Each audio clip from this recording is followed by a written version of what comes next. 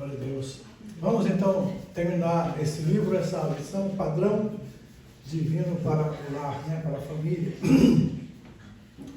Essa lição vai falar sobre o culto doméstico.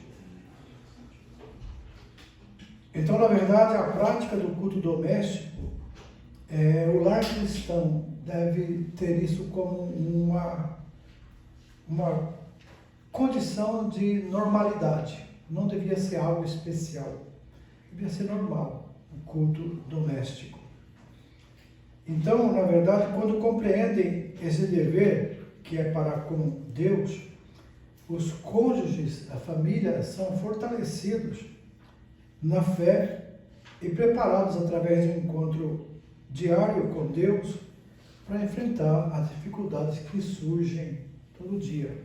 Os filhos podem ficar tão envolvidos por esse santo consumo, é o costume, né, que é consumir a Bíblia, ler a Bíblia, viver da Bíblia, se alimentar dela, que até quando eles passarem um dia sem o culto doméstico, eles vão achar que está faltando alguma coisa e que o dia está incompleto. Então, o lar pode ser unificado e alicerçado na pedra fundamental, que é Cristo, através do hábito do culto doméstico. Então, é encontro com Deus na família. Não precisa ser monótono, nem também um culto prolongado, né? Ele pode ser um culto que tenha a interação da família, né? Isso é igual no culto de terça-feira aqui, que a gente dá oportunidade para os irmãos dizer o que pensam daquele texto. Muitas vezes eles nem têm coragem de falar, né? Depois do texto que a gente escolhe, os irmãos não fazem pergunta. Mas tem vezes que tem perguntas, tem dúvidas, que a gente tira pela palavra de Deus as dúvidas, né?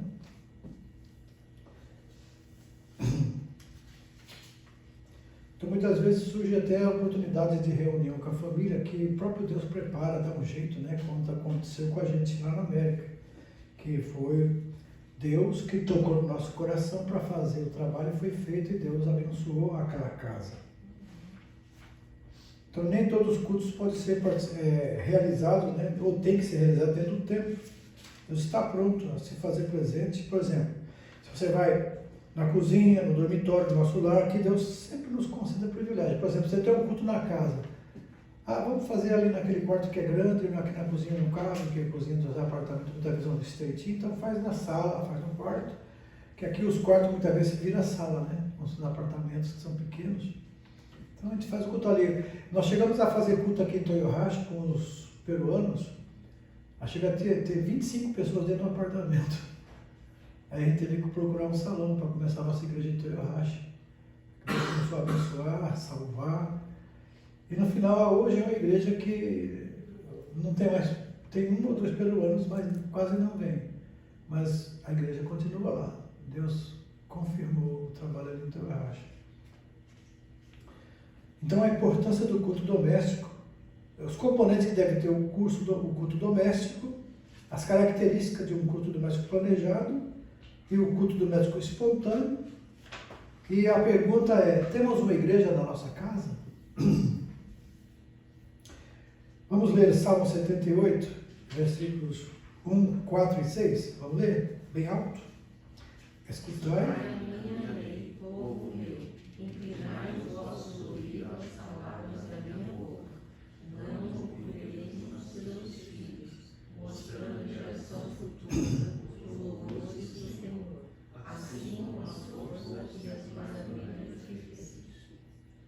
Para que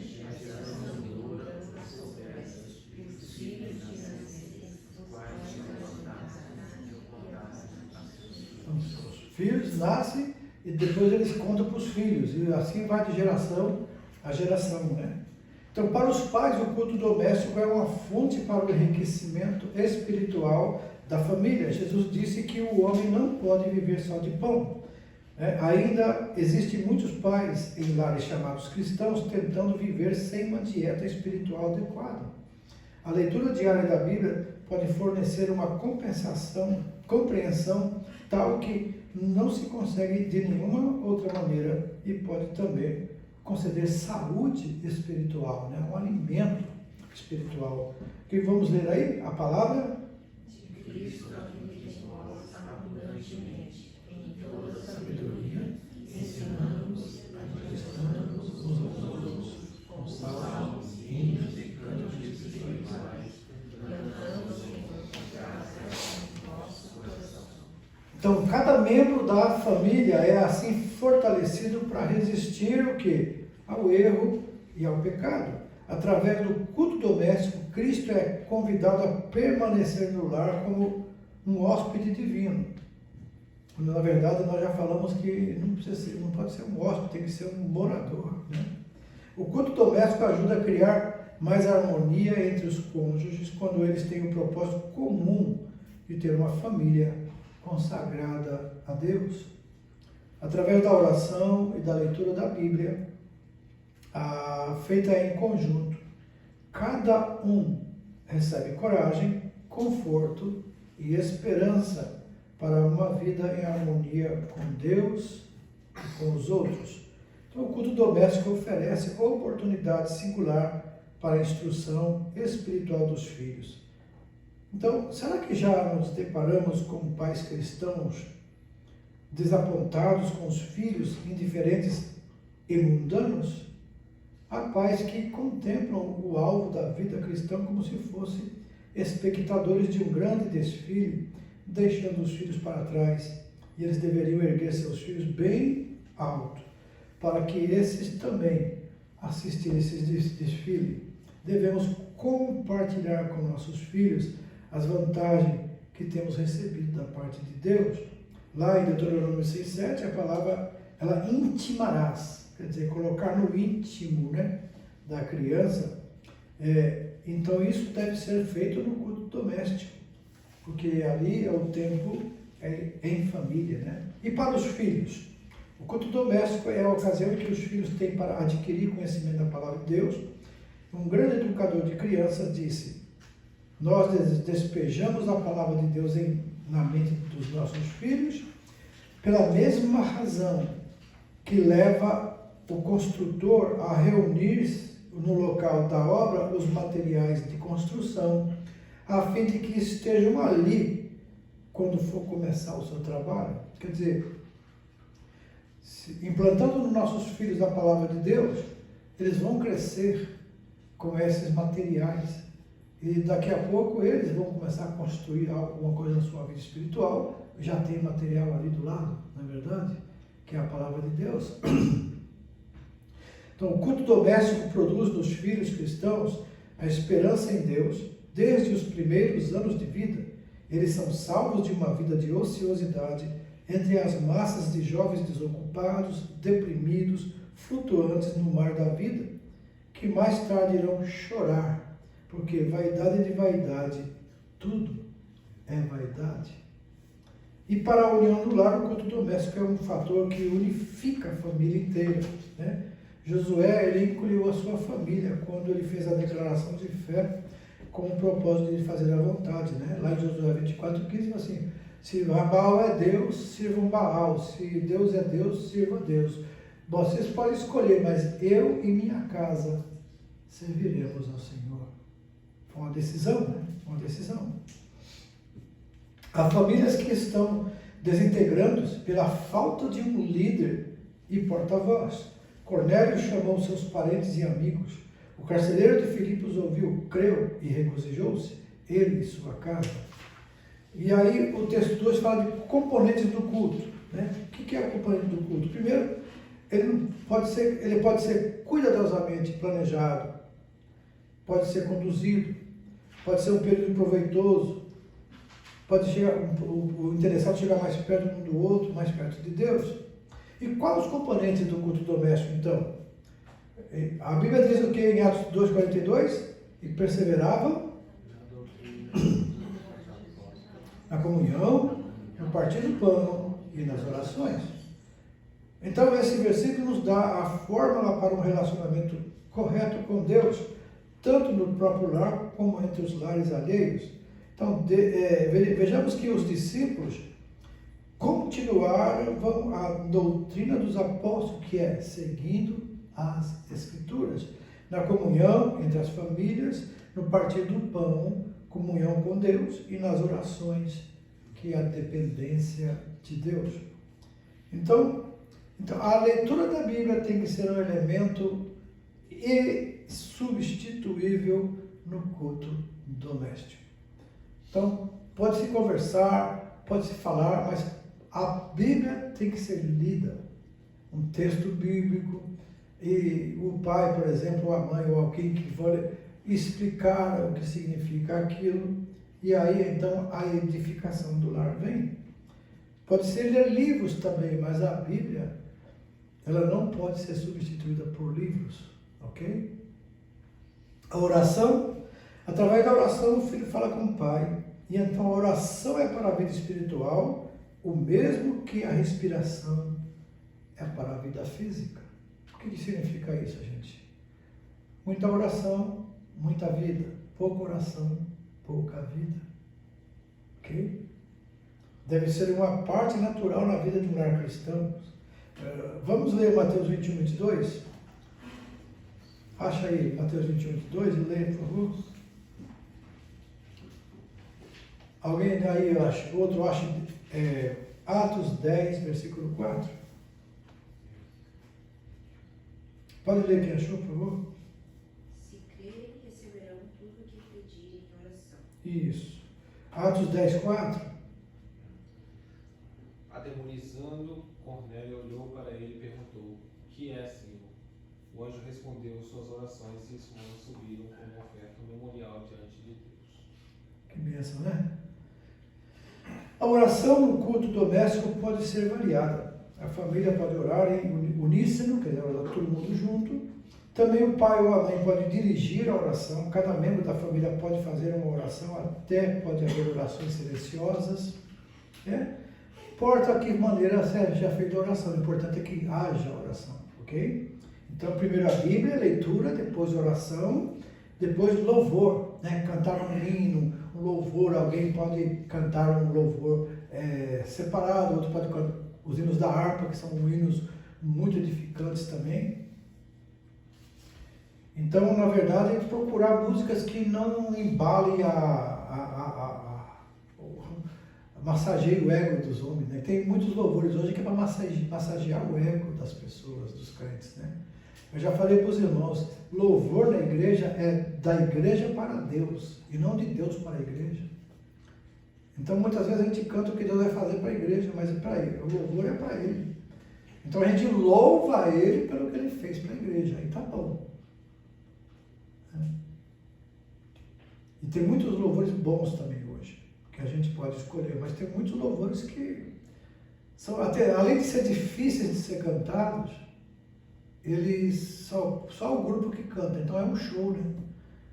Porque, na verdade, quando a igreja não canta junto, então o grupo não está alcançando a igreja, está deslocado da igreja. E o grupo de louvor e o pregador tem que estar conectado, senão não flui.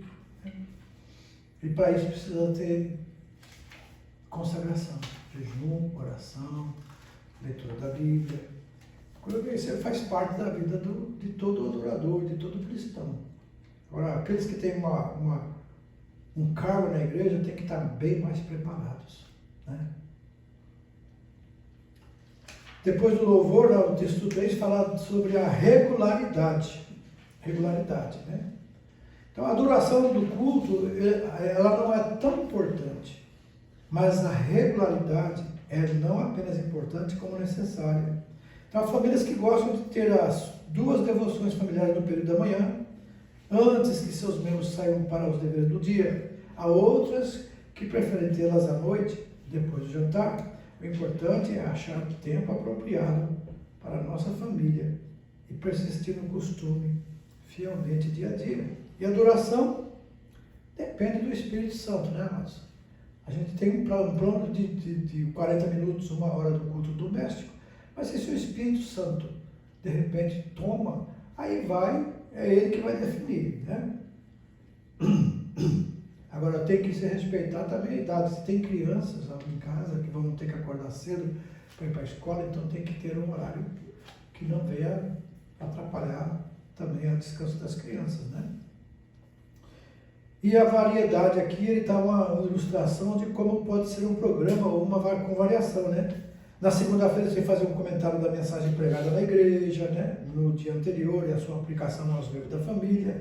Na terça pode ser oração específica pelo testemunho cristão dos membros da família, perante a vizinhança, o trabalho, na escola. Na quarta-feira e assim por diante. Cada dia você pode escolher um assunto, um tema para aquele culto ser discutido na família e orado e louvado, Deus seja sendo louvado, né? No sábado tem a revisão das atividades, né? Na escola, no trabalho. Nessa semana na escola aconteceu isso, no trabalho aconteceu isso. E vamos orar a Deus por uma colega de trabalho, colega de escola. E assim é desenvolvido uma igreja dentro de casa, né? É a igreja no lar. Para todos nós obreiros, nos dá deixado que a primeira igreja nossa é a família. É por isso que Paulo falou, se você não cuida bem da própria família, da própria casa, como vai cuidar da casa de Deus? Né? Então nós precisamos ser exemplos. O aconselhamento. Dar aos membros da família a oportunidade de conversar sobre os seus problemas, desejos, lembrar que suas questões são no início dos seus pensamentos. Mais importante do que seguir os próprios planos é dar lugar ao Espírito Santo, que quer para operar nos pensamentos e sentimentos dos nossos filhos. Aproveitemos essas ocasiões, então, né? E no texto 4 fala sobre o culto doméstico espontâneo. Nesse anterior falamos do planejado, né? Essa semana vamos discutir esse assunto, na segunda, na terça, na quarta, então planejado. Agora, o culto espontâneo pode ser também um ponto alto do dia, principalmente quando sentimos que o Senhor esteve conosco de um modo especial, um livramento que Deus deu, uma situação que aconteceu, que Deus te orientou. Então, porque o culto, amados, é um alimento do nosso espírito, né? Nossa alma e espírito se alimenta da palavra de Deus. Assim como a refeição é importante para o nosso corpo, assim também a palavra de Deus é importante para o nosso espírito. E o lugar da palavra de Deus, ela ministrada diariamente em doses apropriadas, é o melhor antídoto contra a descrença, as tentações e o mundanismo. Então, na verdade, as crianças, elas são protegidas no coração pela palavra de Deus. Elas vão rebater o mal quando elas tiverem a palavra de Deus no coração delas. Então, durante o culto doméstico também, Deus pode orientar sobre os planos que temos feito. E muitas vezes os planos que fazemos no culto, Deus revela que não é aquele plano. Então, nós devemos sempre fazer isso, mas se for a vontade de Deus, né? Porque a Bíblia diz, Jesus falou, né? Vocês falam, vou ali, vou viajar para tal cidade, vou fazer tal negócio, assim. Quando vocês deveriam dizer, se Deus quiser, se for a vontade dele, eu vou fazer isso, eu vou fazer aquilo. Isso é muito importante, porque aí você está confessando, declarando que Deus é o Senhor dos seus planos, que não você é Senhor para que Deus só abençoe, né? A gente muitas vezes faz os planos e só quer que Deus dê uma assinatura embaixo, né? Quando na verdade Deus sabe o que é melhor para nós. Então se ele fala sim, se ele fala não, ou talvez ele fale espere, né? Que melhor oportunidade há para explicar a presença, o cuidado do Pai Celestial do que quando a mãe está colocando o filho na cama para dormir, preparando para enfrentar os desafios do novo dia. Eu, graças a Deus, eu cheguei lá agora, a nossa filha e o nosso genro, quando as crianças vão dormir, eles têm um livrinho, a Bíblia, né, de crianças, que eles cada dia contam uma história da Bíblia. Então, com certeza, essas crianças vão ter essa palavra guardada. Pode até escolher caminhos errados, mas a palavra está lá. Meu filho, que se afastou da igreja, quando ele foi morar sozinho, ele começou a se aventurar na vida de jovem, mas ele falou para nós, não adiantava, podia, nas madrugadas que eu estava voltando para casa, eu ia deitar, sempre vinha, não é o meu lugar aqui, eu estou preciso voltar para a igreja. Aí as mensagens que ele ouviu durante a vida voltavam na mente dele. Então foi sementes semeadas que deram frutos, até por final ele voltou para a igreja, para a casa de Deus, e hoje serve ao Senhor. Então tudo isso faz parte, irmãos. É um legado que nós deixamos para os nossos filhos. Sabe? Qual o melhor legado? Que são coisas espirituais e eternas. Tudo que você pode deixar para o seu filho de riqueza, de bens materiais, um dia vai acabar. Mas o que você deixa para a próxima geração de Deus, das coisas de Deus, são eternas. E na eternidade vai ser uma bênção a gente ver todos os nossos filhos lá, louvando a Deus conosco e vivendo para sempre com o Senhor, né? Uma colheita feliz. Certa manhã, após participar da escola dominical de férias, nossa filha, Roberta, que está contando o autor, né, chegou triste e desanimada, perguntando-lhe se estava doente, e recebeu dela uma resposta negativa. Mas a tristeza continuou durante a tarde inteira e mais tarde, na hora de prepará-la para voltar à igreja, a fim de participar da distribuição dos diplomas do encerramento da escola, ela estava em pé diante do lavatório com as pequeninas mãos de menina de 6 anos dentro da água, enquanto eu a penteava, e de repente ela começou a chorar desesperadamente.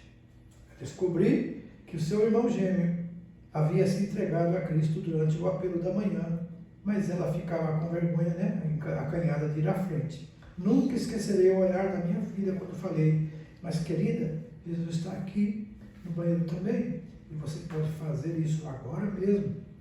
Descendo do banquinho que meu marido tinha construído para ela ajudar a alcançar o lavatório, ela ajoelhou-se, recebeu Jesus como seu salvador pessoal, e que o coração desejava durante toda a tarde. Interessante isso, né, amados?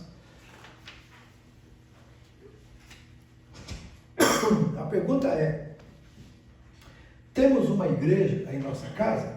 Né? Como família cristã, amados, ela é tratada em Novo Testamento? Como é que a família cristã ela é vista no Novo Testamento? Com pouca ou muita ênfase. Vejamos. Na carta que Paulo destinou aos Colossenses, ele escreveu 4 versículos que foram dirigidos à família. Em sua carta aos Efésios 16, dos 155 versículos, são de conselhos à família cristã. E mais de 10% de uma carta doutrinária rica e variada, né, que é Efésios 5, 22 a 33, até o 6, 21 a 4, em sua carta a Tito, uma epístola pastoral com instruções para o estabelecimento das igrejas em Creta, a família também não ficou de fora. Então, o mesmo ele fez na carta a Timóteo, que também visava organizar a organização ministerial da igreja em Éfeso.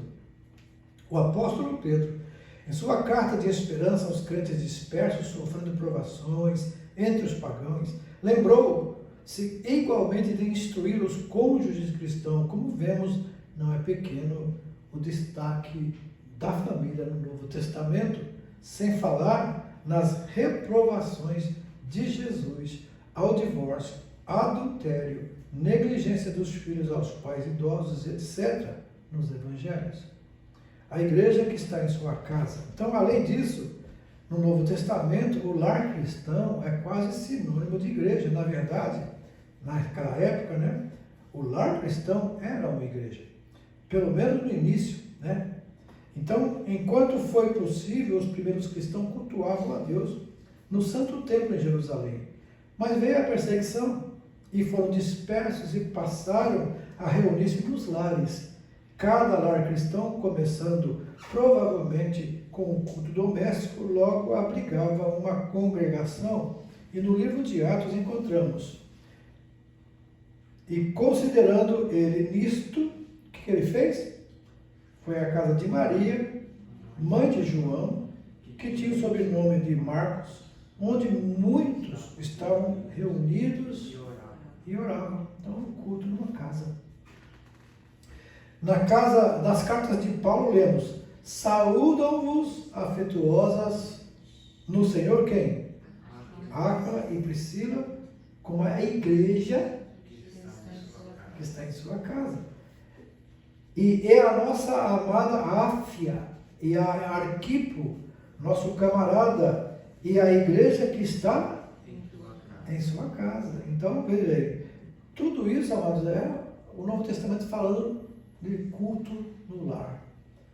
Que cada pai de família conscientize-se de que tem em casa uma igreja, seja seus filhos, muitos ou poucos, e cuide para que o culto doméstico seja uma realidade. Então, entretanto, o fato de a igreja em sua casa ocorrer nos dias dos Atos dos Apóstolos não embase, né? Isso não embasa a ideia de não ter templos e não se frequentar a igreja, como querem alguns hoje, né? Não precisa ir para a igreja, a gente faz culto na nossa casa mesmo. É adoração, sim, é adoração. Mas a igreja é um lugar onde você e eu vão abençoar um ao outro, né? Esse encontro nosso para adorar a Deus juntos é tão importante, traz uma alegria, felicidade, é uma comunhão entre os irmãos. Algo semelhante ao que ocorreu nos dias de Paulo, Deus que também nos primórdios da Assembleia de Deus do Brasil. Ainda ocorre em muitas regiões, mas somente até que um tempo tenha sido providenciado. Então, culto nas casas não é errado hoje. Ainda não é errado. Só que muitas vezes as pessoas fazem só culto nas casas e não vão para o templo. Quando, na verdade, hoje, o lugar de reunião dos crentes é na igreja. Em casa deve-se fazer o culto doméstico. E quando a gente faz culto nas casas também reúne algumas pessoas. Mas se já tem um tempo para reunir, então o melhor mesmo é reunir em casa, na igreja, né? E a maturidade da igreja e do lar, né? Os sinais de maturidade espiritual, tanto da igreja quanto do lar, manifestam-se através da fé, da esperança e do amor. Escrevendo aos cristãos de Corinto, Paulo encerra o capítulo do amor com essas palavras: agora, pois, permanecem a fé, a esperança e o amor. Desses três, mas o maior destes é o amor, que foi escrito para a igreja local, foi em essência escrito para a unidade individual do lar. Assim sendo, a correspondência dirigida à igreja no Novo Testamento serve também como manual de vivência em família, porque, lembra, tem uma igreja na sua casa. A família deve ter fé em Deus, crer no que Ele diz em sua palavra e pôr esta fé em prática. Não, porém, investindo-a em coisas materiais.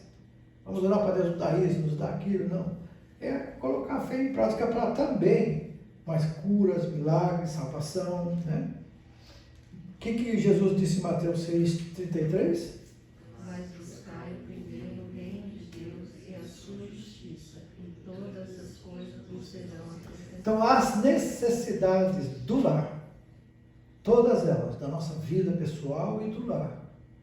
Jesus falando aqui da ansiosa solicitude da vida em Mateus 6, ele fala a respeito de buscar em primeiro lugar o reino de Deus e a sua justiça, e todas essas coisas que você precisa será acrescentado, né?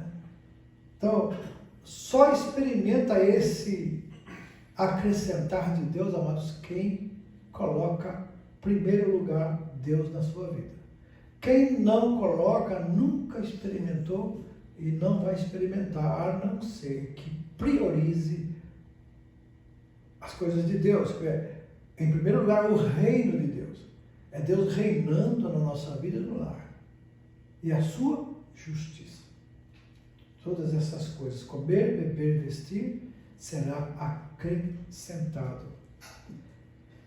Agora, a família deve desenvolver também a esperança. Então, firmando-as na promessa divina, a esperança que não deixa desanimar nas adversidades da vida terrena, sabendo que o Pai Celestial governa todas as coisas, está no controle. E principalmente a esperança da onde? A volta de Jesus. Aguardando o quê? Bem-aventurada esperança e o aparecimento da glória do grande Deus. Oh, aleluia. Então a família deve amar e demonstrar amor. O relacionamento entre os membros da família cristã deve revelar características do amor descrito lá em 1 Coríntios 13. O amor é paciente, é benigno. O amor não arde em ciúmes, não se ufana, não se ensoberbece, não suspeita mal, não trata com leviandade, tudo crê, tudo suporta, o amor jamais acaba. Então, essas coisas, amados, devem prevalecer na nossa vida e nós tentarmos fortalecer o nosso lar com essas palavras. Um amor que será mutuamente estendido aos de fora, testemunhando do amor de Deus derramado nos corações pelo Espírito Santo. Porque a Bíblia diz, o amor de Deus é derramado nos nossos corações pelo Espírito Santo que nos é dado. Aleluia. Então essas três qualidades, fé, esperança e amor, têm poder de unir, solidificar, capacitar nossa família a ser uma testemunha dinâmica para a comunidade em que vivemos, lembrando que muito mais do que a esperança e a fé que move montanhas, o amor sinaliza o ápice da maturidade cristã. Por isso, é assim que nós terminamos o nosso livro da família cristã. E se Deus nos ajude a aproveitar esse conhecimento e colocá-lo em prática na nossa vida. Amém, amados? Tenha isso como manual do lar. Né? De vez em quando você vai assim, nossa, essa situação, como é que eu vou resolver? Aí você vem aqui no livro, ele vai te levar para a Bíblia e vai te mostrar como que você pode resolver com Deus no comando. Vamos orar ao Senhor? Parabéns aos irmãos que estão aí batalhando nessa jornada de fazer esses estudos. E o tempo vai passando, né? E a gente nem percebe. Né? A Thalia já ficou assustada, né, Thalia? Já? Parece que ela entrou outro dia. Mas passa rápido, né? Só que parou que depois Mas graças a Deus que parou, mas não parou de uma vez. Continuou, né? Está continuando até. Agora vai terminar também, né? Perto, né? Junto, talvez. Deus abençoe os irmãos. E os irmãos que estão lá fazendo, daqui a pouco vocês vão ver. Os irmãos, né? Ô, pastor, já estamos lá. Essa epístola aos Hebreus vai ser muito boa. Vai ser muito gostosa de a gente estudar. E eu que já estudei lá